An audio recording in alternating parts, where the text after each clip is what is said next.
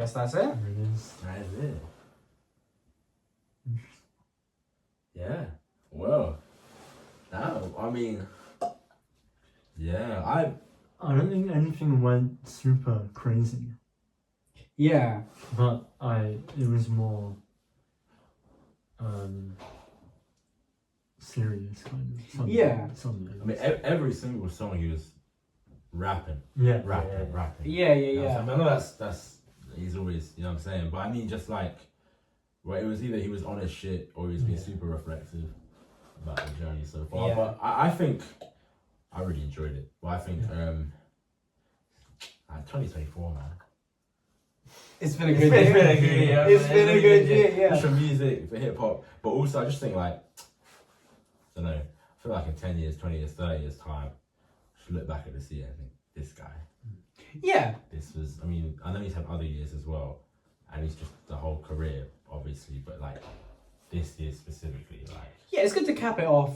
Like, this feels like a nice, the fact, the year that he's had, it's almost like a present, like an icing on the cake. So I know it's quite a big icing on the cake to have the whole album, but no, it's true though. It's true, and like I just think like, I don't know, like a lot of the greats, like you'd be like, oh, like Lil Wayne had his in the kind of late 2000s or mid 2000s, like he had that run and that was crazy. Kanye with Graduation. I just think this is one of them kind of years for him.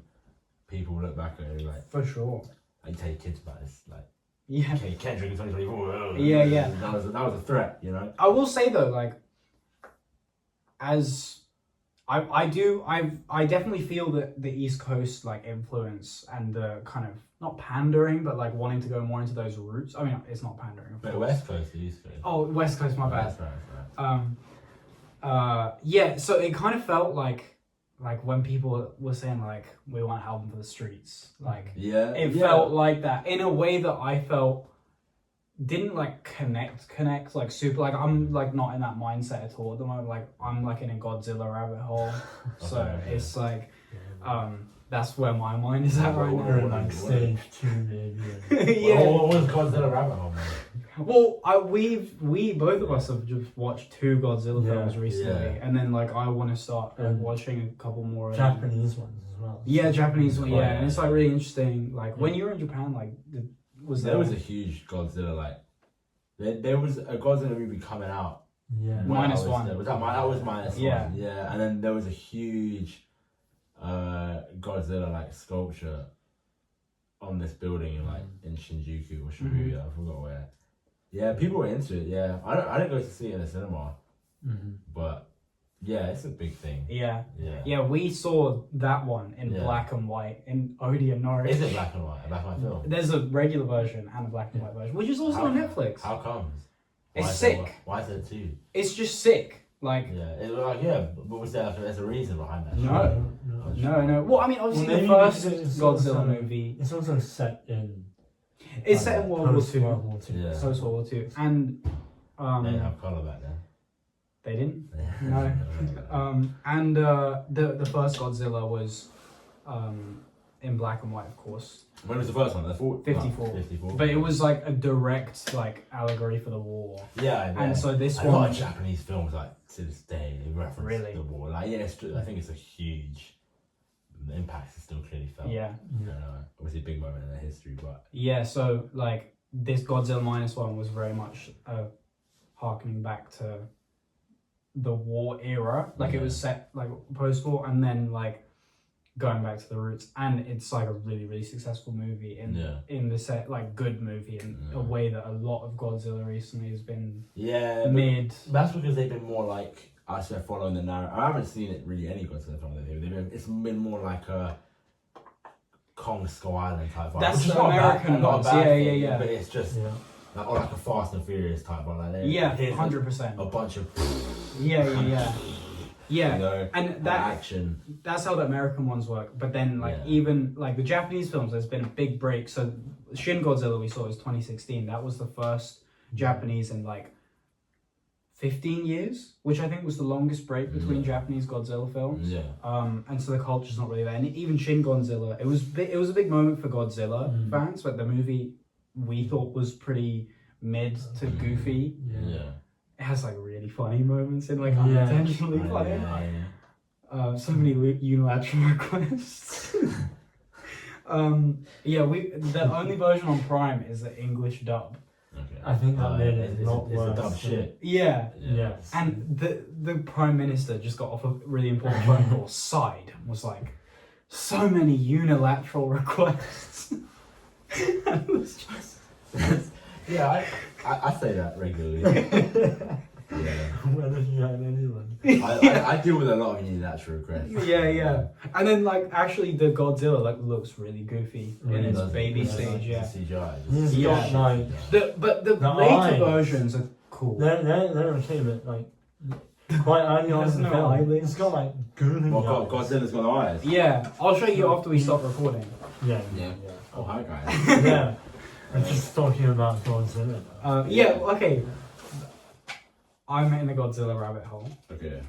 So I'm not in the Kendrick West Coast hip. I'm good, thanks. Matteo, awesome. I'm not in that mindset. So I think once I lock in and like really revisit, it's definitely one to revisit because The album. yeah, it's a hell of a lot to unpack. I mean, just lyrically, anyways, it's always going to be. Of shit. course, Even yeah. production-wise, there was a lot of sounds. yeah, There wasn't, a lot going on in the beats, like a lot of strings and stuff, some Yeah. cool synth stuff. I felt very like when you look at like the PG Lang aesthetic, it's very like minimalist, and but then still like he has like the West Coast like funk to like the kind of like the broccoli is just like so dirty. You have like a lot of other songs on this album that were very like dirty, and so I think like merging those two styles, this is really the first output where it's like fully like realized, and I think he's nailed that sound to a T. So yeah, I feel like, and then lyrically, like I do feel like since Not Like Us was such a big moment, and like in a way that like I haven't been like super invested in Kendrick. Like I listened to Mr. Morale like when it came out, and so like I recognize how important he is to hip hop, but he's not like a huge player. Like he's not one I listen to very often. And like I'll happily admit that I listen to J. Cole and Drake more. So like it's just more my cup of tea. So Kendrick experiencing, what did you say? Tea time. Tea time. Tea time. Like I gotta cut. That was such a random reference, but I appreciate that. No, it's just you said tea like twice. You mentioned Drake. And... Oh, I see. And then you mentioned Drake. Okay, that was good. That was like a compiled, like winding up the joke. Yeah, that was good. You sit on jokes quite often. It's a good trait that you have. Like they pop out at good times. Anyway, so I feel like because of my like impartialness to Kendrick, experiencing this year, Not Like Us, like that, as such like moments, it's difficult to then come back to Kendrick in a super subjective way, like is happening on this album. Like he's really talking about himself and his life and his stories that like from like a pop culture perspective like is quite jarring at the moment. Like going from like massive hit, you know, everyone's involved, like they not like such an abstract like out of context phrase and like meme and whatever, to then going about like, you know, his life stories. And like on that intro track he's talking about like therapy session type stuff, like on the whole album. So it's going to take a couple listens to get into that mindset, if I even am like bothered to go there. Yeah. Sure. Yeah, I get what you're saying. So, just that was fun though. I've never done a listening party though. So that was fun. Yeah, that was fun. We do more now. Bro, the convincing that had to occur. What, for me? On the text message. Yeah, but we do them all the time. Yeah. And it's like it's one of my favorite. It's cool. I actually want to. Like, I was thinking like I want to do it with more people. Yeah. Room with people. For sure. Yeah. And do that shit. That's probably cool. The text message was like, nah, I like to lock into an album by myself. Like fuck other people. No, it's just usually all my experience with albums have been like. When I really, when it's about artists I really care about, I really want to be invested in. It's just put my headphones on or whatever. Yeah. And then just like be in the corner of my room like this.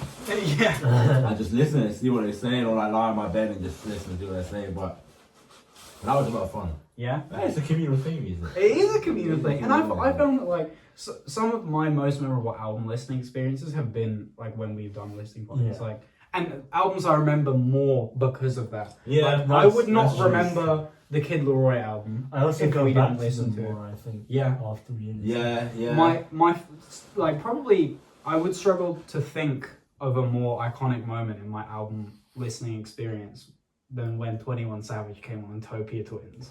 And like it was hidden features on Utopia, so it was like us and like Matteo's brother. Yeah. I mean, like we called some of the features as well, like the Kid Cudi one, I think.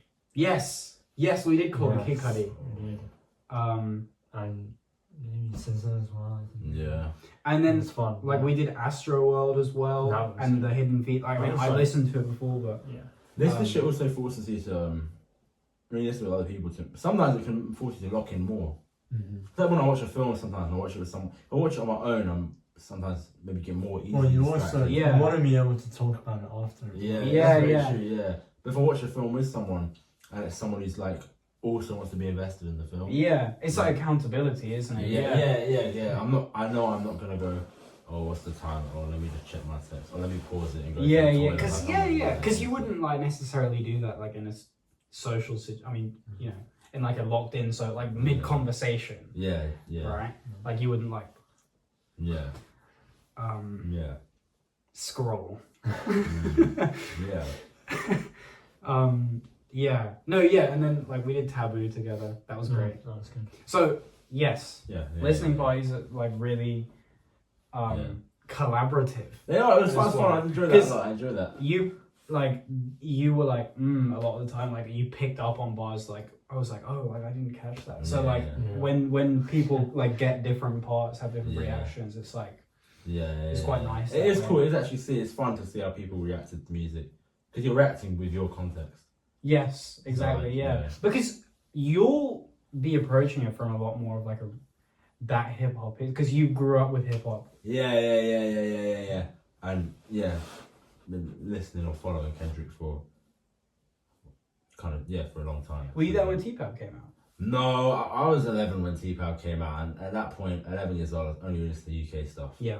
I wasn't really too familiar with American stuff, maybe besides Kanye, and maybe Drake as well, because Drake was just Drake. Drake was just big, but and then obviously other shit. Like, I was familiar with other stuff, but not just like the song here and there. Like you know who people are, but I wasn't listening deep diving into American kind of rap music. It's just all UK. I didn't really start deep diving into American music until Damn was the first Kendrick album I listened to. It was the first one that came out in the period when you were active. Yeah. You know what I mean? Yeah, that was Mr. Morale for me. Yeah. It was that year, actually. That's good. Yeah, because I think... Sorry, I just completely cut you off. No, but I got into music 2022 April. So that was Kanye. Music period. Well, no, I mean, I had listened to a few albums before. Like, I had Daft Punk phase. I had Halsey phase. Shout out to Halsey. But then, I didn't, probably start to, get into, music culture and, really take it seriously until Kanye in April 2022. It's always Kanye. It's always Kanye. And then, obviously, April 2022, pretty much, first, second week of May, Kendrick dropped Heart Part 5. And then it was, next week. Yeah. So I was really excited. And I hadn't had the, he hasn't dropped in 5 years, he's fine. But, I really felt that, even though I hadn't. That's why Mr. Rao was huge for me, though, because Damn was the first one I listened to, so I had to, and then I obviously went back to the old ones and shit like that, but I had to then wait that 5 years. Yeah. And I really felt that, you know what I mean? So Mr. Rao. You felt like the whole hip-hop world progressed without Kendrick. There was a gap. No, because he was still doing stuff.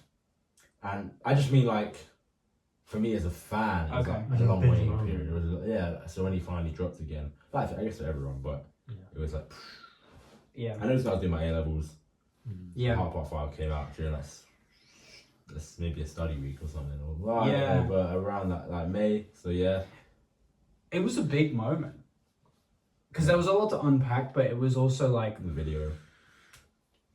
Oh yeah, the video. Oh, you mean Heart Part 5? Yeah. I felt like the album itself landed very well. I'm not sure how this one will land.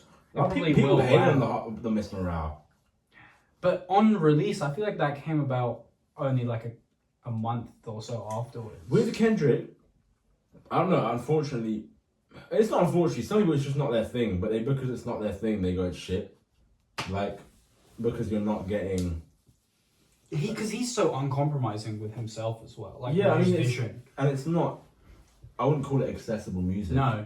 At all, really, because it's either the most detailed, reflective, introspective sort of lyricism, or it's, I don't know, it's even like just the sounds, there's a lot of sounds. It's not pandering to anyone, I don't think. I know no. Like, but it's got the influences and it's obviously trying to do certain things and hit certain pockets and people, but it's you know. But you never feel like he's trying to make like the radio hit. No, of course not. Of course make not.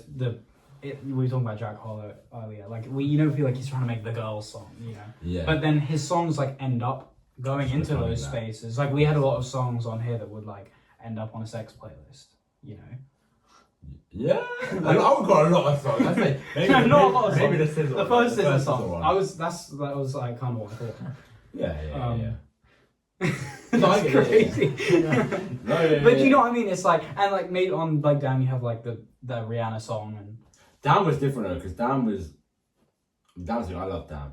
I think Damn's a really, really good album. And like, I think not underappreciated or I know what you mean. But like there are parts of it that people don't acknowledge as much because of how many hits there are on it. And that's his most accessible album. Because it's like 50 minutes and it's got like a bunch of bangers, trap beats and stuff like that. And it feels a bit more like his other albums feel like the ones before felt a bit more like polished. Not that his other ones don't feel polished, because obviously like everything that he does feels polished. Of his albums? Good Kid, Mad City. Yeah. To Pimp a Butterfly. So wait, GKMC 2012, To Pimp a Butterfly 2015, Damn 2017. Yeah, Section 80 before. True, my bad. And then I don't know that. Section 80 is a great record. Okay. Was that 2011? 2011. Yeah. And then he had a mixtape as well. Of the Dedicated. Which is 09, I think, or 10. It could be. Or 10. It could be, yeah. Those are great too. And then he did Untitled Unmastered in 2016, which was like leftovers from To Pimp a Butterfly, and it was kind of like mixtapey. I haven't listened to it yet. Damn, 2017. Yeah. And then the Black Panther album in 2018. And then nothing until Mr. Morale. Yeah. Well, then he did Family Ties. Yeah. Well, I just mean no album. No, yeah. No project, no body work. But yeah. But no, I had fun. That was cool. Enjoyed that, and I'll definitely listen again. Yes, yeah. And more listening parties to come. More listening parties to come. Yeah, happy to host. Yes. Oh yeah, this is cool. It's cool. Yeah. Cool space. I was looking at all the shit on the stuff on the walls, the CDs, DVDs. I hope my laundry bag didn't. No, I mean, that's so normal, bro. Like, everyone's got. That's you should see my pile in my room. Okay. I have a really big Abysmal. stack. Mine's, Yeah. And I did half of mine. I had too much to do with one hour. So I did half of it, and I still have like another. Every time I do laundry, I'm like, I've just done a big load, and then it's like yeah, pause it, and I just that's resume. And I still see my basket is still full and overflowing. I'm like, okay. It's kind of depressing as well. It's fucking for me, it blocks like half. I'm tripping on my clothes in my room. I'm like, do you not keep it under like? Well, no, for some reason, so I had two bags, and one I put there in the same place. Oh, I see. And one's in the hallway. Right. I haven't done it this time, but usually when one bag gets full, I'll just put the other bag on top. Yeah. So that's a good tip. Yeah. Well. Cool Stuff. Listening party. Thanks, guys. What's the smash that like button? Yeah. We've been recording for an hour and 4 minutes. Are you gonna go through it and like? Do you want me to? I mean, I could.